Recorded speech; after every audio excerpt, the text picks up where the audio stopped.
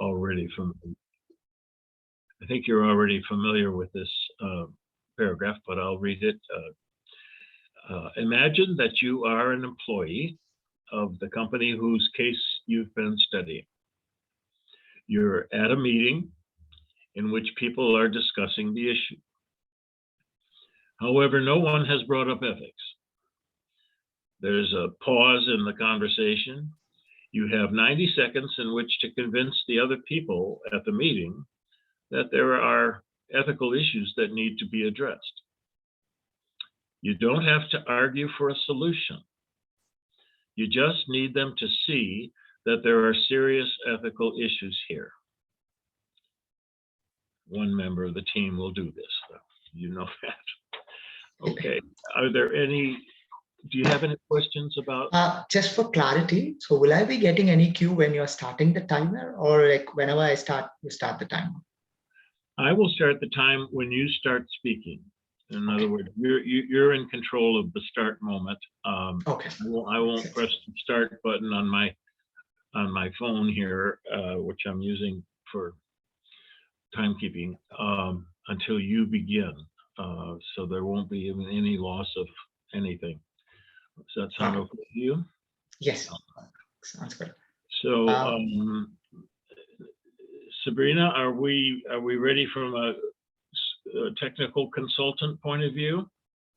From my end, we are ready to roll whenever you are. Everything's in place, so looking forward to hearing everyone's presentations. Okay, so I will mute myself once you begin. But when we get to the end of 90 seconds, I'm going to raise my hand, and since we have such a small screen, you'll know. I don't have to make loud noises. I missed it. I'll stop. You go ahead and begin when you. Yes, sure. Okay. Team, do you all remember the Nina Jane Patel incident? She was a user who was testing out our metaverse platform. Within 60 seconds of entering, she was verbally and sexually harassed by 4 male avatars. This incident left Nina mentally traumatized with lasting impacts. This story is just one example of larger problem that's happening on our metaverse platform.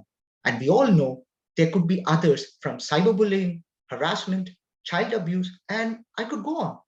To make matters worse, given our company's history, the metaverse users also have concerns about unethical data usage and consumer privacy. The metaverse is a brand new frontier, and if we do not act fast enough to implement strong safety measures for our users, we know we will see a significant drop in user confidence. We must learn from the missteps of our past. Facebook has always broken new ground, and I joined this company because they were leading the way in the social media world. Let's do that again, but with a broader ethical mindset this time.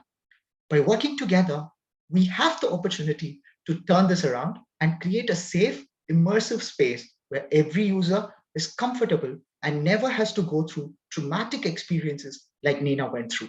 I'm up for the challenge. Are you?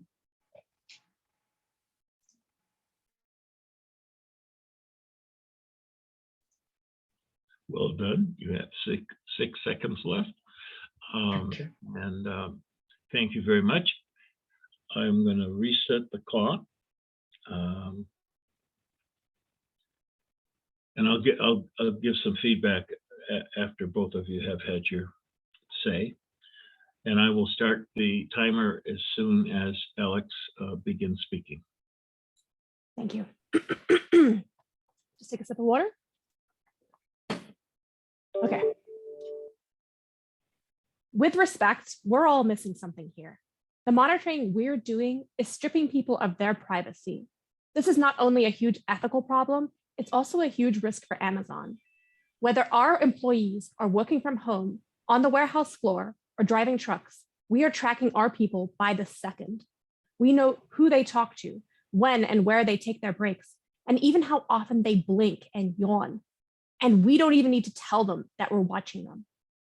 Over the last few years, our process has been optimized to a degree that has never been seen before, and that's because of the data we've collected. but there's a line that we sometimes cross where it's simply too much. We've removed privacy, and with it, we've taken people's dignity. Some of the more obvious ways that we're infringing on our employees' rights to privacy include tracking bodily functions like bathroom breaks. And storing and sharing that information is humiliating and degrading. Constantly watching people because we don't trust them and implementing policies which lead to increased levels of injury is dehumanizing them. And all activities which use people up and punish them for not being able to work at 100% capacity 100% of the time is objectifying them. Ultimately, it's a question of balance between the very real and reasonable desire for corporate growth and our duty as people to treat other human beings with respect and dignity. And that means us figuring out where to draw the line. Thank you. Perfect. You ended up with 0 on the clock. All right. Wonderful. Well, both of you, you did a marvelous job. Little bit of feedback. Kasi, the introduction of sexual harassment as a way to get their attention right out of the box is a smart idea. The use, the ethical issues of privacy and the importance of user confidence, which was part of the emphasis of your presentation, I think was a smart move. And the appeal to the, I mean, I'm imagining you in a, I don't know, a cafeteria around lunchtime, and the conversation that we're asked to imagine, and ethics hasn't come up, and you're telling them lead the way. Since ethics hasn't come up, and since your peers are no doubt enthusiastic about Facebook's competitive edges, you're appealing to some of those motives as well, not just to ethical motives. But there's no doubt that you're appealing to ethical motives when you use the example that you used, and when you emphasize the power of privacy. So good job. You only had 90 seconds. Isn't that brutal?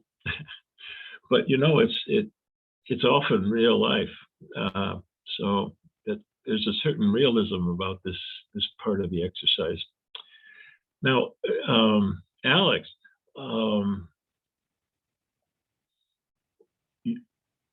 your presentation was very rich in the sense that you appealed to ethical principles left, right, and center. And so there was no question at the end of those 90 seconds about what it was that was ethical about what this company, or unethical, about what this company was doing. I mean, if there were any doubts, you dispelled them when you say stripping privacy of the employees through the monitoring of employees and data collection, too much data collection. You emphasized the dignity of people. You talked about the objectification of people, the lack of trust, the tracking of people's bathroom habits being a kind of extreme case of how undignified this tracking can be. So if you're introducing this in Kasi's cafeteria there, you're getting people's attention about the ethical issues. I mean, if they're talking about anything else, you're talking about human dignity, objectification, lack of trust, and there's no question that you've got their attention, and that it's ethical attention. And that's what I liked about your presentation. So both of you did a very nice job, and I thank you for doing it. And now my job is to figure out the rest of it. But I just want to thank you both. And I think we're adjourned unless you have any questions or comments. Thank you so much, Ken. That was great feedback. I really appreciate your time today. Okay, Yeah, thank you so much. carry on. Thank you. Bye-bye. Bye now.